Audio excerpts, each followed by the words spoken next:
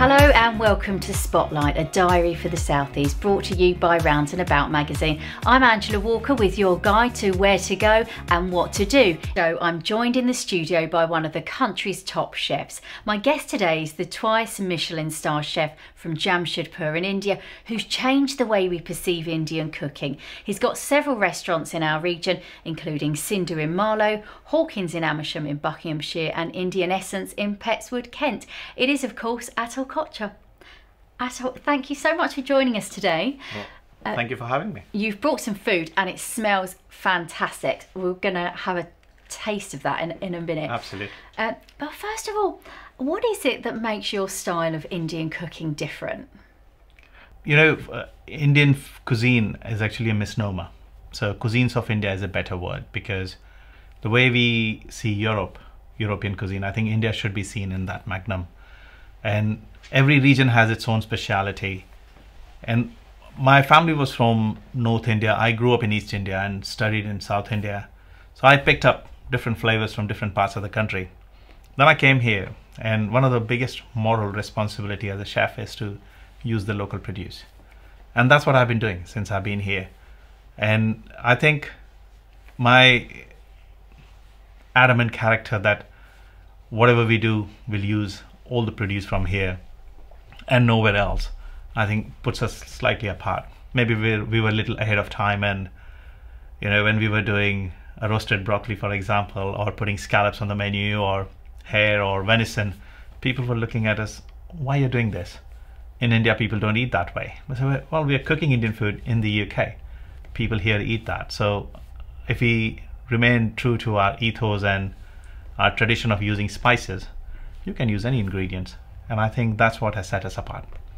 It's kind of like a fusion, would you say, of kind of Indian and British food. Is that how you describe it, do you think? I would say that, yes. So one of my beautiful food memories from late 90s and early 20s, I remember going to New York and eating in one of the fantastic Italian restaurant. An Italian mama was cooking, and it was a family-run restaurant. And after licking my plate, I told them, I said, this is the best Italian food I've had. So she came right charging on my table. She said, son, it's not Italian. It's called New York Italian. So I thought, yeah, I found a term for my food. It's British Indian. That's what we are. It is. And I think what's really nice about your food, because I've eaten in your restaurant several times, it's so flavoursome, but it's not really hot. And I've taken my daughter there, and you had these tiny little poppadoms, and she's only 5. Oh, and the waiter came round and said, is there anything that you would like? Sort of addressed the table, and my little 5-year-old put her hand up and said, hello, can we have some more of your tiny poppadoms, please? Oh, that's so sweet. But it was really good because the food was so tasty that even a child could enjoy it. We didn't have to worry it'd be too spicy for her. Is that something that you think about, that you want your food to be accessible by everybody? If you look at most of Indian homes, food is never spicy. Spices are used, but for flavors. It's nothing that'll blow your brains off.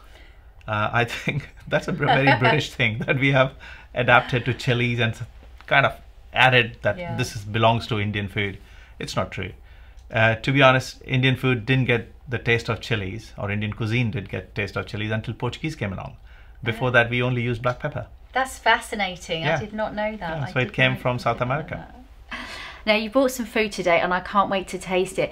And I feel privileged because you have cooked for the king, and now you've cooked for me. So what an honour. What was it like? Because you were cooking, he was Prince Charles at the time at St James's Palace when you cooked for him. How did that come about? And what was it like to cook for royalty? So, we were invited. So Prince Charles was, or King Charles still is, was patron of British Asian Trust and Princess Trust, and I worked with both the trusts. And then they wanted, for one of the dinners, I think it was a very closed door dinner, and I think there were only 30-40 people who would support the charity, and they wanted Indian. So I was called upon for my services, and I went to a personal part of his quarters to cook that. And I had no idea that His Majesty will show up in the kitchen to say hello. And I was cooking, and I heard somebody said chef, and I said, in a minute. And I turned around, it was him, and I just turned white. I said, "I'm so sorry, Your Majesty." Your Highness. He said, "Don't worry, you were in the middle of your work. Good to see you." Yeah. So, very, very sweet person, and he's always made us feel comfortable around him. Obviously, your wall is, your back is against the wall when you see someone like of his stature. But he's very sweet and nice person. So we cooked food for him, and he wanted very simple food. So I remember cooking basic lamb chops for him, and he really enjoyed it. And did you at any point think, when you were standing in that kitchen, I'm cooking for Prince Charles, I'm in the palace? Yeah, I kept pinching myself. I had no idea that I could come to get to do these things. It was a big honor, to be honest, and I have continued to be with the charity and cook for them. So British Asian Trust is something close to my heart, which raises money for lots of people in Southeast Asia. And bigger than that is Princess Trust, who always supports young people in this country. So both charities are very close to my heart, and I continue to support them. And we'll talk about your charity work a bit more in a minute, but you met the Queen as well, our late Queen Elizabeth. I did, several times. So I was invited to the palace when President of India was visiting, and they wanted an Indian affair again. So I had opportunity to cook with the chefs there, and then a few other Indian chefs were also there with me. And it was a great opportunity to meet Her Majesty. She was always, I looked up to her like anything, for everything. Inspiration, life, her aura. I've never met anybody as majestic as her in my life. So I'm hugely drawn to her life and the work she has put for our country. I think she'll always epitomise royalty for us, won't she? Yeah, absolutely. Our Queen. So tell us, what dish have you brought here today? Food fit for a Queen, hopefully. It is. For today, definitely. It smells amazing. Everyone in the studio is really, really hungry now. So going back to what we think of British Indian food, so I quite quickly realised after coming to this country that how much Brits love their chicken tikka masala, and they love their pies. So what a shame if you don't make a chicken tikka masala pie. Marriage made in heaven. Absolutely. So I landed up making that. Sadly, I forgot the chutney that goes with that. So we use whatever berries are in season. We just cook them with a little pinch of salt and toasted cumin. No sugar added, because berries have sugar of their own. And what are these seeds on top? So they're fennel, onion, which we call nigella seeds, and also some cumin. Beautiful. That looks absolutely Shall stunning. I get you some? Oh, bring it over. Yeah, let's have a try. Let's have a try. Wow, that looks delicious. Let's try this bit here. Yeah, go for it. That's so flavoursome. It's beautiful. Absolutely beautiful. You can taste all the different spices. Delicious, delicious. Glad you like it. And then I shall definitely finish that off in a minute. Absolutely. And what have we got here? And we got lamb sheikh kebab, which we always excel in making beautiful kebabs on the open fire. And then chicken tikka, which has been marinated in lime leaf. So it's a lime flavored chicken tikka. And sheikh kebab, I love making sheikh kebab during spring and summer, because you have real lamb that time. Lovely. And I love it. And as we reach into autumn, I always change my recipe and the menu, and it always says mutton sheikh kebab, because I like using mutton during that time of the year. And it's very rich meat. You have to cook slightly longer, you have to treat it slightly differently, but lamb is not available actually. Yeah, and we don't really talk about cooking with mutton, do we? It's not something that you hear about, really. Whereas mutton's a classic thing for Brits, to be honest, and we should be using more and more mutton, in my opinion. You touched on your charity work, and it's clearly really important to you.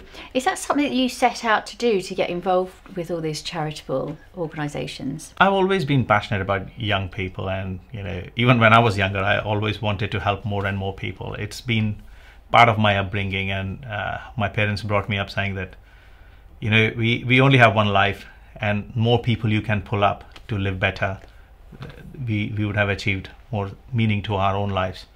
So my siblings are exactly like me. They also do the same thing. So I think it's the upbringing I've had, and I come from a family which had very little growing up, but we were still very happy sharing whatever we had. And God has been great and giving you more, why not share it? So that's the ethos I have, and I give that to my children as well. That's such a lovely attitude. And now when you're not cooking in the kitchen, and you want to treat yourself and eat out, where do you go? Where are your favourite restaurants? So I might sound posh now, but some of my favourite restaurants sadly been closing. Oh. So one of the biggest, it was like, let's call it was like Vatican for me for cuisine. It was La Gavroche, and sadly it just closed down recently. The other restaurant which I absolutely adored was belongs to a friend of mine, Marcus Waring's restaurant, Marcus. That also closed down. Now, third restaurant which I absolutely love, and sadly he's also closing down now. It's Pollen Street Social, but luckily he has got more restaurants. I can go to his little social, which is just bang opposite to Pollen Street Social.